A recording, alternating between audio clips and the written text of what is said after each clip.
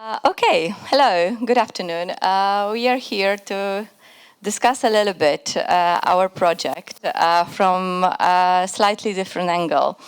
We are here because actually, I believe it was 3 years ago, I got a call from Barna Petrani, who is a good friend of mine for more than 14 years, who just said that, yeah, because we are doing projects funded by the Visegrad Group and by Erasmus+, why don't we try with the Creative Europe, and why don't we try with, an idea of a guy from Spain who did something unusual in the US, and yeah, let's try to bring it to Central Europe. And that was Daniel, of course. And then Beckberger, who was there with us, decided that a new theater institute of Latvia will join the consortium, and that happened that 3 of our organizations, Pro Progressione, Entil, and Art Transparent, and the Beflen Theater from Budapest, decided to create a consortium of organizations to apply for the Creative Europe small-scale project. And it was 3 years ago. And that's why we are also here today.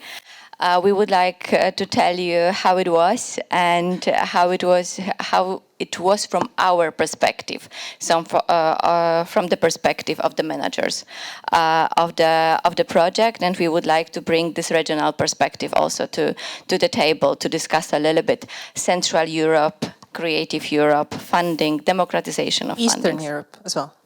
Central Eastern Europe, yes. Eastern Europe. Yeah. So together here with me, we have fantastic people. That's the most important thing. We will talk today with Laci from Beflen Theater. We will talk with Mārtiņš from Beflen, but also from One Too Many Ensemble. Santa, you all know Santa Remere from a new theater institute of what? Latvia, Lapland, and Małgorzata Miśniakiewicz, Art Transparent Foundation. I am Karolina Bieniek, also from Art Transparent Foundation. But because we were discussing Beckberger, I need to ask you to do one thing, because Beck will never forgive me if I will not ask you to do that. Please describe yourself and tell me about your pronouns. Hi, the easier way to call me is Gosha. My pronouns are she, her. I'm tall, I have brown hair, green eyes, and I usually wear black. I'm László Váczi, named by Laci, and I'm a he, him. And what else we need to say? Describe yourself for the people with this. For the what? People who Can't see you, like, describe yourself. black hair. Oh, I'm like dark hair, Caucasian. That's it. I'm Márton. My pronouns are he, him. I'm pretty tall, quite blondish. I have beard and wearing white and grey today.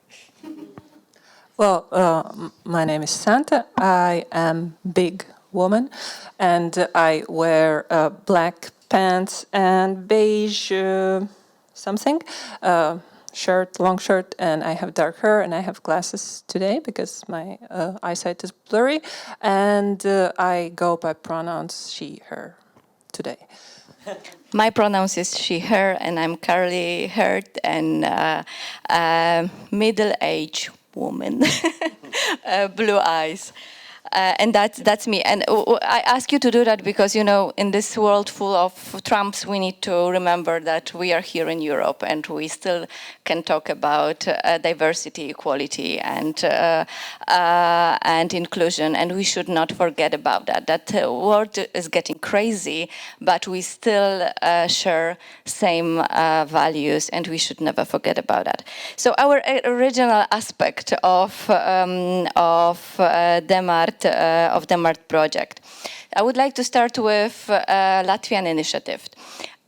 Several weeks ago, we've all heard about the letter of Latvian Minister of Culture concerning Creative Europe, and we've learned that all 27 ministers of culture are concerned about the future of Creative Europe. So they wrote a letter to the commissioners for culture, for budget, and for many others to underline that culture is something that unites us, and actually what we need in this very turbulent time.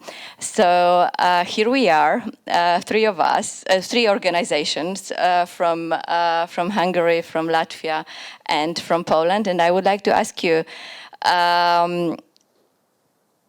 what are your thoughts now after more than 2 years of cooperation? How it actually was to cooperate, to meet every month and to discuss possibilities, all those possibilities that the project gave to us. How it was for your organization to take part in this very project? I think in situation of the New Theatre Institute of Latvia, I would call it a routine, because like we've been working with projects, and also we've been working with communities for quite some time. Even if it's not me, the people in the organization are changing, but the organization itself like has already more than a decade of regular cooperation with communities, and all the time project-based things are being made. At the same time, every new project is special and unique, and it's always a different group of people who meets again.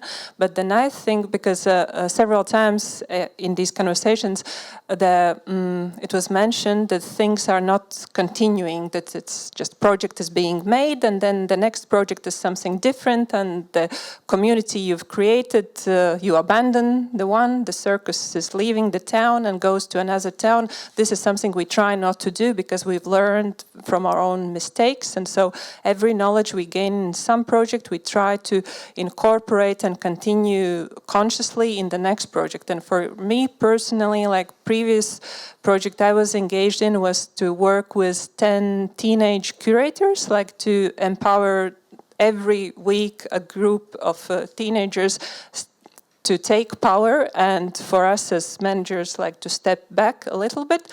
And this was nice continuation after finishing 2 years of working with teenagers, like to move to a slightly different group, again young people, but to people from regions, and it's always really beneficial to have other organizations doing the thing at the same time, because sometimes in Latvia we feel very lonely. Because you're doing one initiative and it's not well always understood, and you're always trying to prove something on what you're doing, and just knowing that the other organizations at the same time are doing a bit similar but a bit different thing in another country, and that we can check in every month. It's just a great moral boost that makes you, gives you energy to continue. Well, this is how I would describe it at this stage. I know it's really vague, and project language is not very interesting, but it's every project contains living beings and living structure, or also non-humans and humans, but like there's material in it. It's never just this dry description. So there's lots of work, dirt, colors, and everything.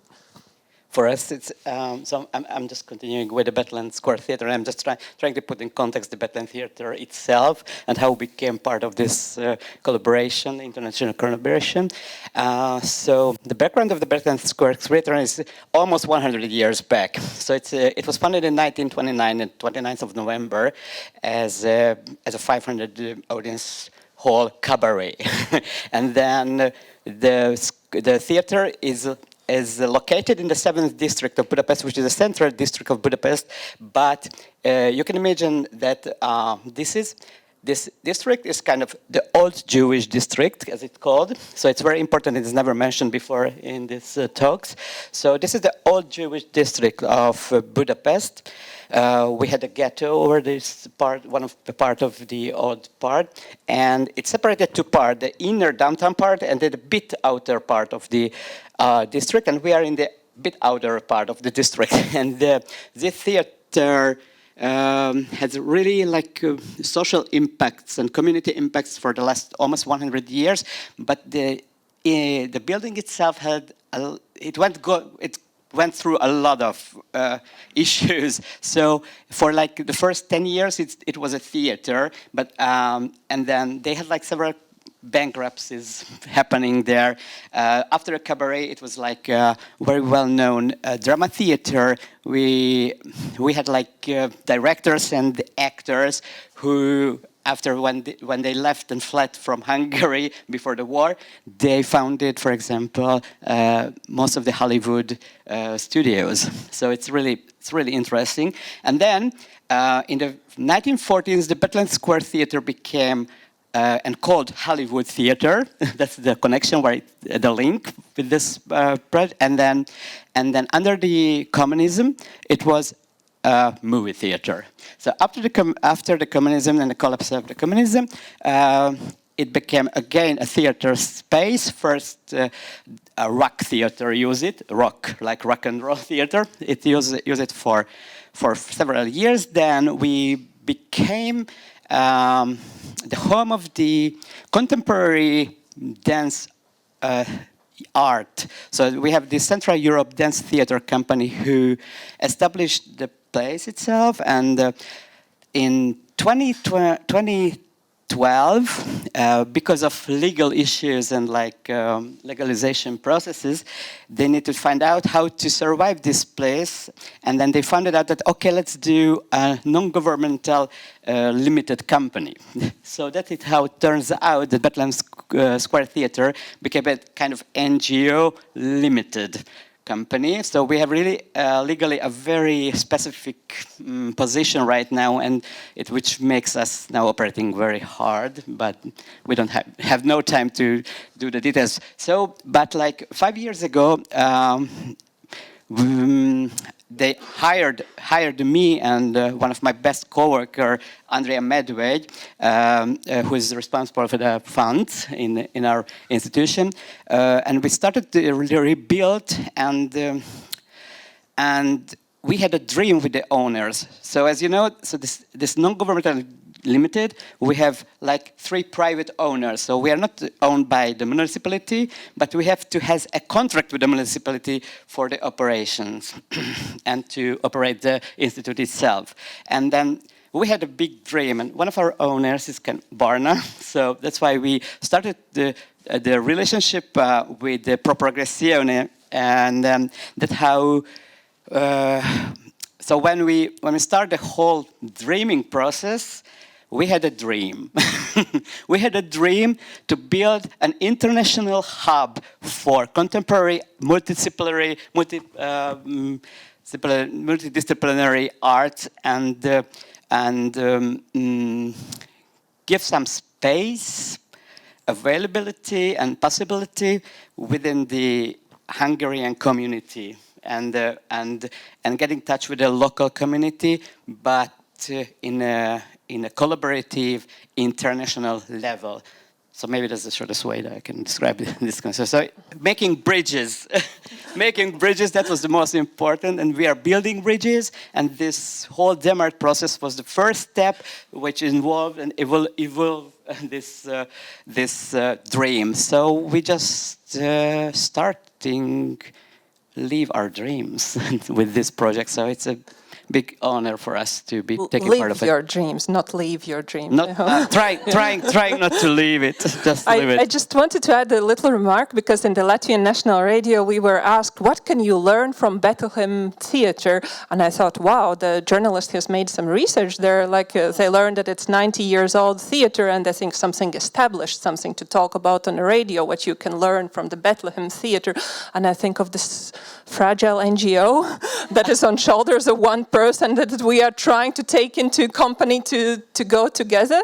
And I said what we can learn is the survival skills with your government and with everything you're having and with the trust you give to other organizations to survive. Well, we are just going through like extremely hard period of time, because the governmental funds are just cutted, so we don't have any foundation to operate the building. That was the reason why I asked the artists, Latvian artists, what should be the solution if there's no basic funds to operate? Because okay, we are participating in European Union funds, and we have programs we have to achieve, and we have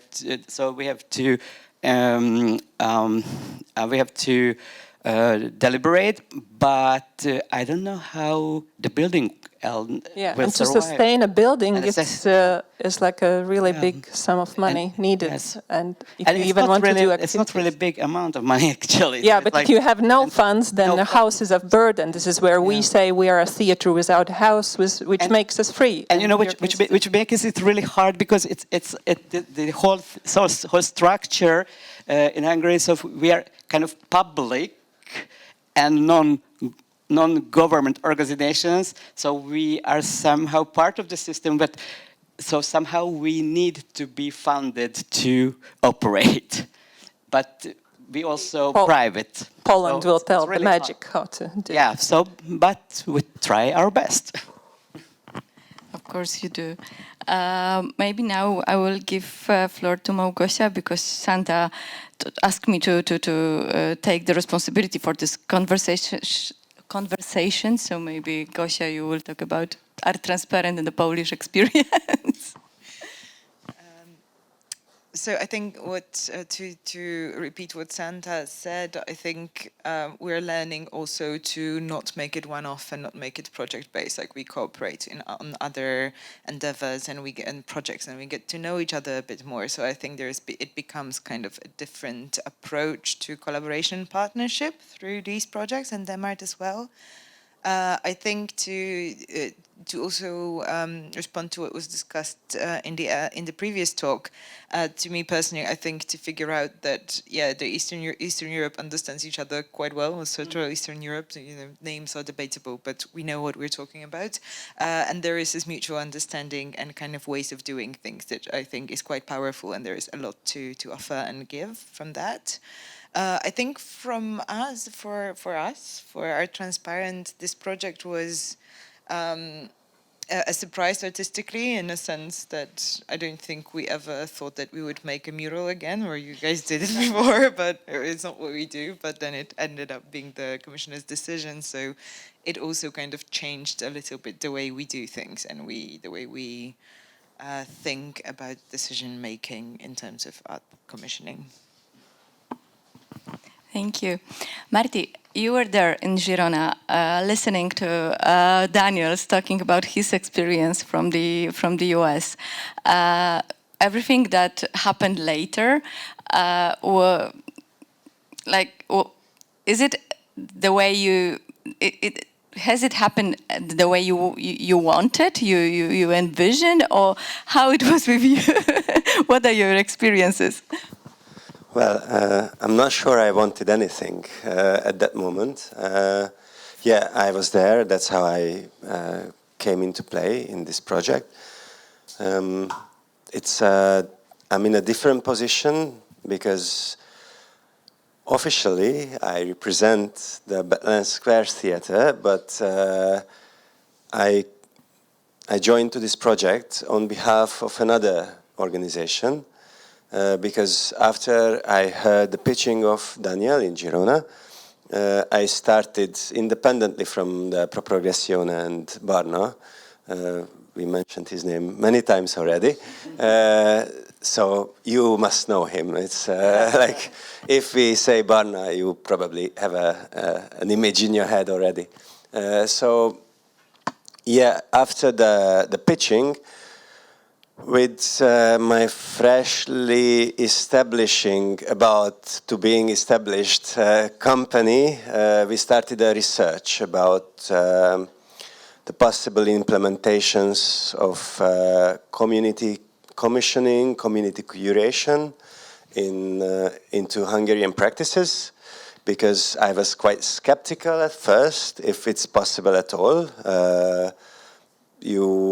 I don't know, but most of the people are quite familiar with the political situationship in Hungary, and it's everything which starts with community, with the word community, is sounds very liberal, very European, which is not really supported by the central systems of the country itself. So we believe that, and we didn't really have any experience with European projects, with European applications, and like Creative Europe was, of course, is still one of our biggest dreams, and that's what I wanted to say in the previous round, that this is basically the springboard for us into hopefully into a proper partnership and consortium with our own organization, the DEMART project, I mean.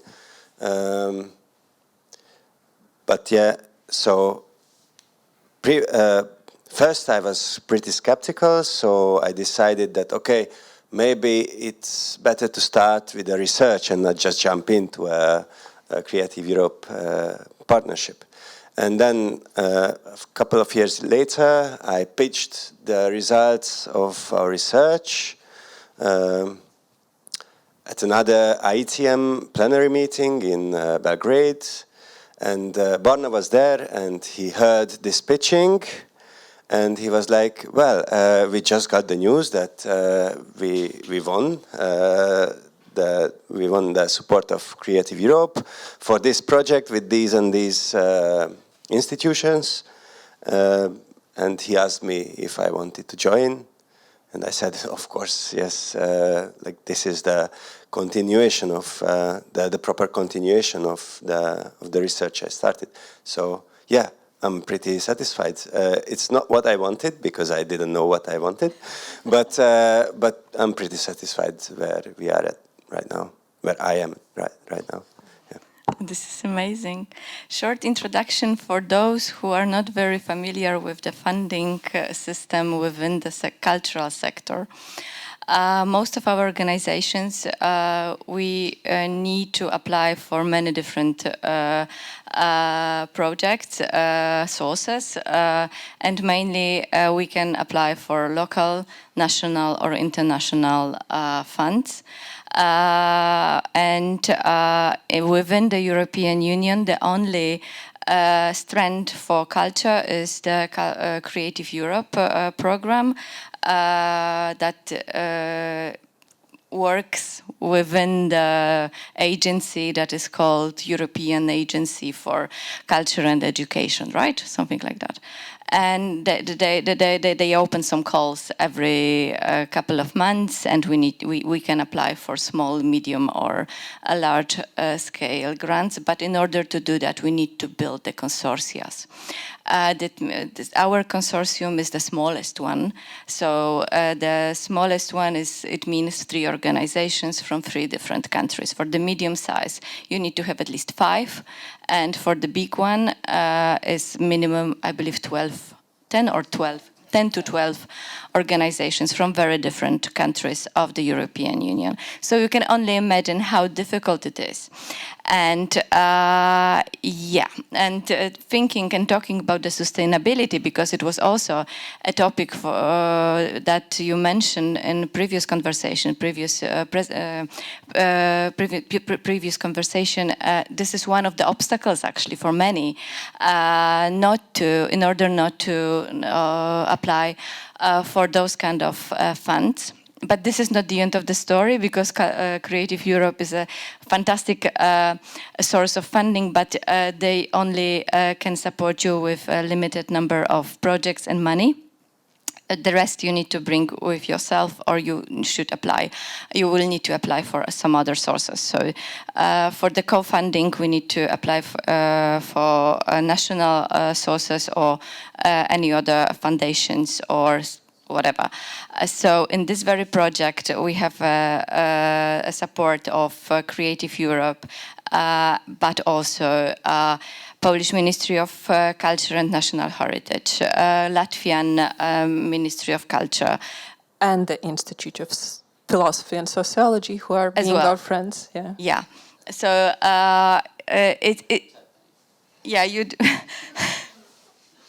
your situation is different, right? But I'm describing this process in order to show how complicated process it is, and how uncertain the situation of our organization is. The uncertainty is always there.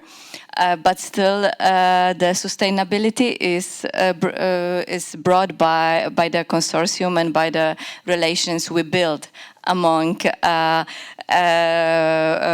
organizations. So now I will go back to questions, and I will ask Santa how it was in Latvia in order to, organize the project from this administrative way. Was it, a piece of cake, because you said that you are very experienced in I wouldn't European use projects? the very experienced, especially me, who stepped in the position very lately. So I would need Sandra at the moment, the producer, who actually she has lots of experience in this, but like as a team, we try to support each other and work there. Well, it's a small scale. It was not that heavy. Well, and we are not the lead. I think there is Anna in the public who is the lead of the project, and she's the one like looking after all the papers, all the schedules, all the deliverables we have to do. So we were just communication, and communication is the piece of cake. Hi, Sandra. No, but to add, it is an important question, and it is a question that we've been also raising locally, that yes, this was a small scale, so we have to co-fund 30% of the budget that we get. The medium is 20, then there's 20, 30, 40, this was 20%. But even though, because these activities that we are implementing are not all of them are performances that we would create, or not all of them are such activities that, for example, our local culture capital foundation would support. So there are these different means. We have to be very creative of how we find the co-funding for this particular project, and it is not always easy. That's why, yes, we are happy that the institute that it's just small. That's first. That the institute was supporting us immediately with this. That the academy is also supporting us with this venue and much more, with also some other resources. So this co-financing is an issue, and it is an issue, I think, everywhere, and we have to be very creative on solving it, and sometimes we don't, and sometimes that's why there's, I think locally there are a lot of organizations that are actually not applying for EU for this reason, because they do not have the possibility of actually to source the co-financing.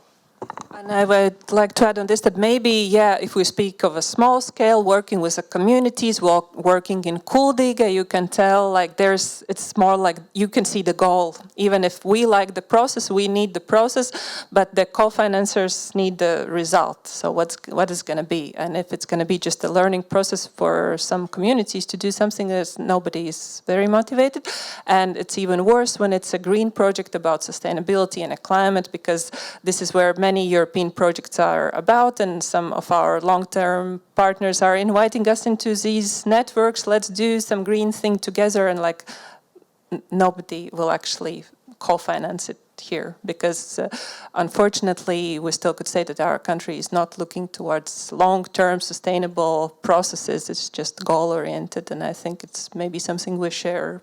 I don't know, how is Poland? I would like to know actually in this case. Unfortunately, for 2 years' time, we didn't get the support of Ministry of Culture for the project about the sustainability. So we do not have the co-financement for the big European project on sustainability and culture. So it means something. For the rest, yes, but not about the sustainability. And it's all time like you have to advocate for the things you need. It's like you create something and you have to prove and prove and prove the sustainability is necessary also to convince people, to convince state or organizations to support you. And this is where the tricky part is, I don't know. Yeah, it is. But maybe I will give you, Gosia, a mic. I think one of the biggest questions we've faced in the past 10 years, so to say, I mean, we are transparent, turned to European projects with the former government absolutely not funding the kind of art or cultural vision that we shared, right? It was, with the change of government in Poland, it turned out recently that the big change of policy, big change of funding of culture happens almost immediately. We were not the beneficiaries of the former government, and Creative Europe was an answer to actually be able to sustain the organization in a way. So we have to be clear about that diversification of financing, as we would call it, in like, it's basically was a survival strategy as well. Another, with the current government, like the things we do are the things that are promoted. Like it's like pro-European, it's like liberal, it's not discriminatory, so this is supposedly something that government supports, but you can see that now culture is up for grabs, right? It's part of a political play, and I think this is a big question in terms of talking about democracy of art funding in broader scale, national and international scale realms or fields of financing and policy making. Is that right now?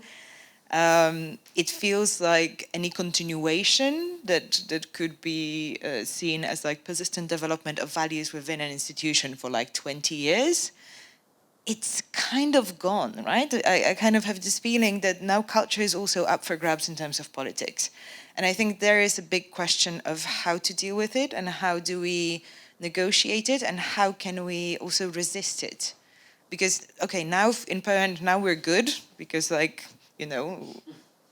we're kind of more on the liberal side and then on the conservative side. It's very vague and not true, but you know what I mean? Like, it's more nuanced. But then, in 2 years we have another election. So does it mean that again we're screwed for another 4? Like we have to think about what we do in art and in terms of art funding. How do we advocate for ourselves to make things a bit more lasting and not just being emanation of current cultural interests or political interests, sorry. But I also remember there was a moment of drama in Art Transparent, like through the process where we are together. You had the exhibition that was forbidden in the public space, no? There was this, because this is where we related emotionally, but this is where this emotional bond is. So I said it's not that simple because that was regional. So we have By mental politics, and then we had our regional. There were actually regional elections, and the things we do were used for regional, like city municipal power play. Like it happens on every level, and I think it's good. Thank you for reminding us of that. I kind of repressed that, but it's just to give you a kind of a quick intro, like there was a mayoral election, and then someone decided to use us as a part of a political game, that how that the mayor is good, is terrible because he's supporting us, and we're terrible because something that is completely not true, like absurd accusations. But it was a huge internet thing with bots and like hate messages and threats and Karolina, people calling Karolina, you know, with the worst things. And it was all of a sudden like, oh my God, politics is just around the corner. It's actually calling her mobile, right? But it was all about like a poster of two men kissing or something like that. That was no. Even- It was an exhibition. Okay, can I go into details? Now we have only 3 minutes. Okay, but anyway, like the backlash on internet. It was a mannequin with a belt. Yeah, and let's finish this case because we have only 3 minutes and we need to finish this conversation. And yes, politics is always behind the corner or even closer.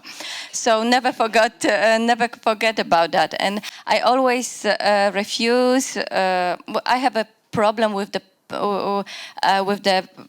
question our previous speaker mentioned about the role of arts in this very difficult political situation, the poly crisis and so on and so forth. Well, there is not a question, right? I mean, we are here, we are doing stuff and we are trying to change the world for our kids and we are doing things best we can.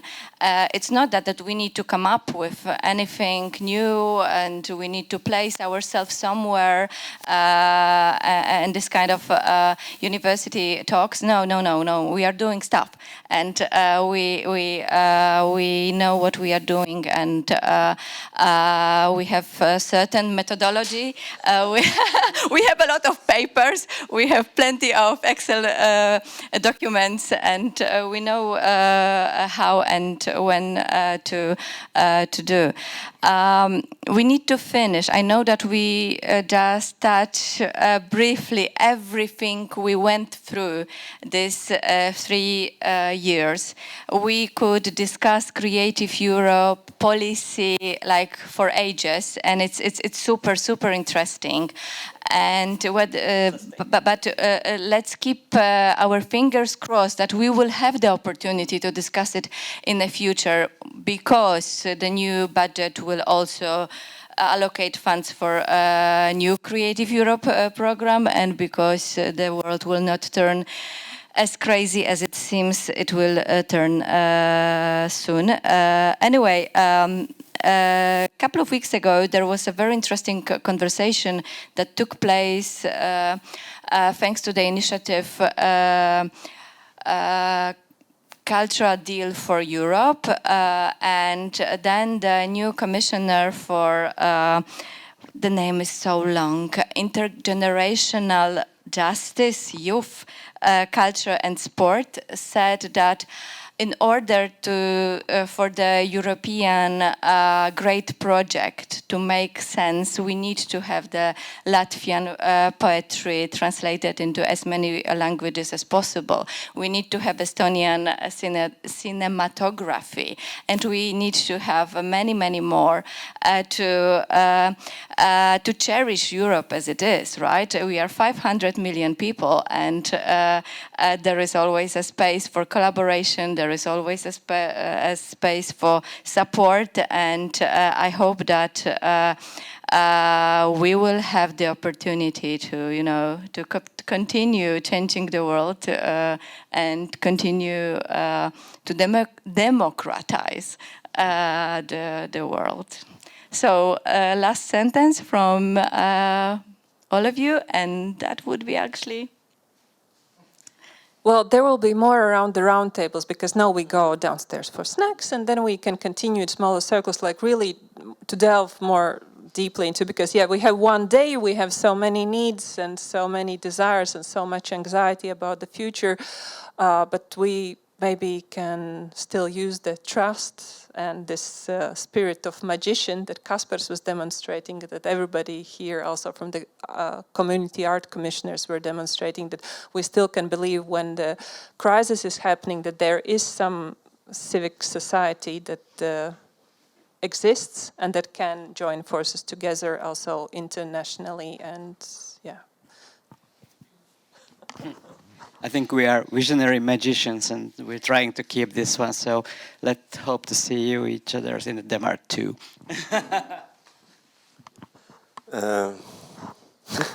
Well, it's really difficult to summarize all of it in one sentence, but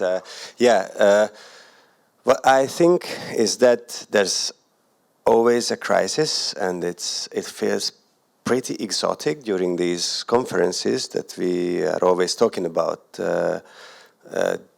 crisis, different levels, of course, time to time, but I think this. Let's not forget that crises are like the fueling matter for art, one of the most important fuel to create something valuable. So it's also an opportunity, not just a limitation. I'd say that with all the bureaucracy and all the challenges, financing and administration, all of that comes with the project, I think what is there's great strength and force is just making friends. It's like getting to know people, spending time together, learning about each other, and actually just cherishing each other. And I think this aspect is something that is hard to overestimate, because you can't really be together without liking each other, and you can't really be supportive, and it's hard to do togetherness without actually some sympathy. I think this is one of the best things about this project and all of the projects. Because Sandra is saying that the food is ready. So I would like to thank you very much for coming. It is really a pleasure to be here in Latvia. It's amazing. It was amazing to cooperate with all of those people gathered here, but also Anna, but also with Beck, who is not today with us. She's online. That's amazing. Hello, Beck. Hi, Sunshine. And definitely, we will be very happy to come back. And we are coming back in September. So very happy to meet you all again in Riga. So thank you very much. Have a beautiful afternoon.